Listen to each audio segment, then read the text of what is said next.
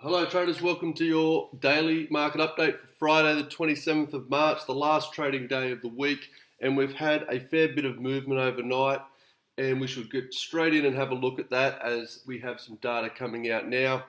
We've seen some Euro import price index coming in strong. The market will enjoy that. However, I think it may be somewhat ignored by the issues that we've seen enter the market yesterday. Let me cover that quickly, where we've seen Euro was sold off quite heavily. Even though we had stronger German consumer confidence data, that wasn't able to push it too far above $1.10, and it was quickly brought down back below. And now that was due to the risk aversion. The risk aversion from Saudi Arabia having airstrikes on Yemen also sent the oil prices higher, and the US dollar strength during the US session also compounded on top of that. So we've seen a heavy sell-off on the euro, and it's trading well below $1.10, and it looks like that level has been safe for now, and it doesn't look like the market's going to retest it this week, that's for sure. We also had Draghi's speech, and he said that not a lot of changes. He just emphasised that he doesn't see any issues with the finding enough bonds for them to buy to meet their $60 billion a month quota. So the quantitative easing program is still on track, and they're buying up as planned. There's no real data coming out tonight besides the data that just came out, and I think the market will shrug that off and continue in its negative sentiment from the issues that we had through yesterday.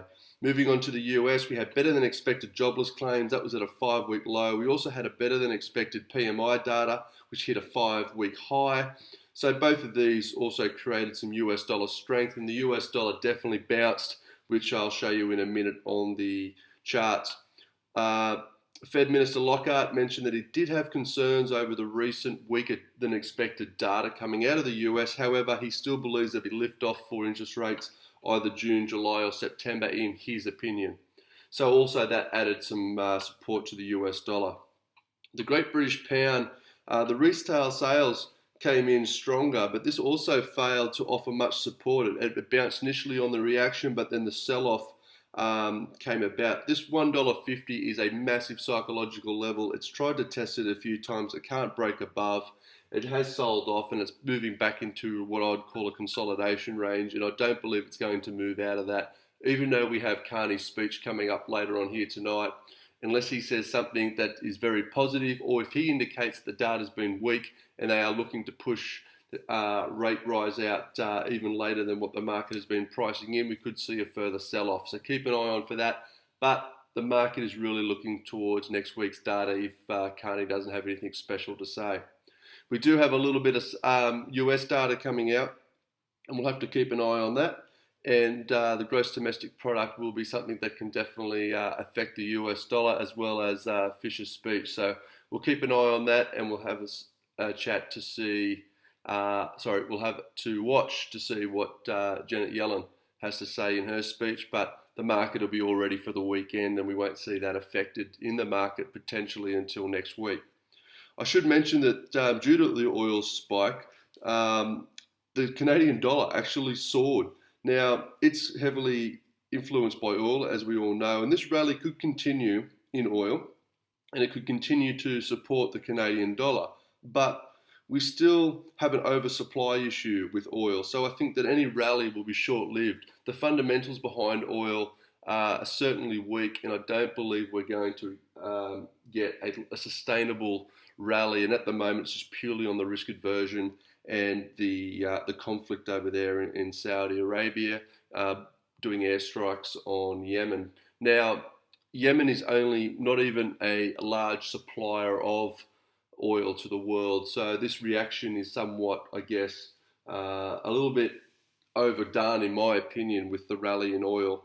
It's rallied quite significantly on the back of potential supply being interrupted, but Yemen doesn't supply a great volume of oil anyway, so the impact should be quite minimal. And I think that oil will probably cool off a little bit coming into next week, or whenever this conflict starts to sort itself out. The Australian dollar and New Zealand dollar were just purely affected by the risk aversion in the markets, and you can also have a look at the equity markets, and they were sold off heavily as well. The dollar index, as you can see, I'm on a 60-minute chart. That was the move last night. It was quite a big bounce. We did take out previous lows. It is a nice move. If I just put a trend line in here, you can see that the support and the resistance levels now acting as support, or support over here. If I just break it out to a 4-hourly for you, you can have a look that we're still not out of the woods yet, and we're still within a trending market in a downtrend. We still need it to go higher before we can actually say that this is a long-term sustainable bounce, but the candle patterns and all the signals definitely look quite good for now. So I think we're going to finish the week with a little bit of support under the US dollar, and I certainly like how the chart's looking right there. So let's have a look at the other charts and we'll see what we can make of it, but I think it's going to be a quiet session. We'll start at the New Zealand dollar. It was sold off heavily, but we did have a bit of price action moving around. I don't think we're going to continue. It's just purely risk aversion, and I think we may consolidate tonight with not a lot happening. If you are a player, I'll be keeping an eye on the US dollar and some scalping opportunities only. Likewise with the Australian dollar, it was sold off a little bit more, but we have taken out the highs, so we do need to be conscious that there is an opportunity for it to actually bounce if the US dollar strength doesn't follow through, so we need to be cautious of that before we start being a long-term seller.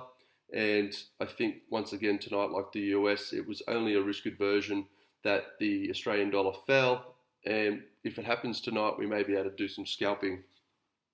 The euro was sold off the heaviest, and once again it did get above $1.10, but it failed straight away, and we are heavily sold off back below.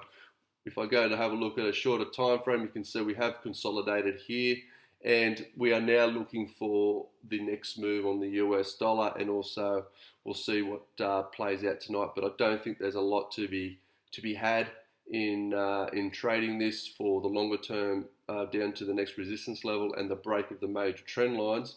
But next week we'll have to see what the market can offer us, and we may be able to pick up some more pips. I will be looking to scalp this tonight, and we'll see what happens with the US dollar. Great British Pound's another similar story. Definitely rejected up here. Had a run at $1.50, rejected and sold off quite heavily. We are still consolidating, in my opinion. We're still in a choppy market here. So if you are a player, just be looking to scalp it.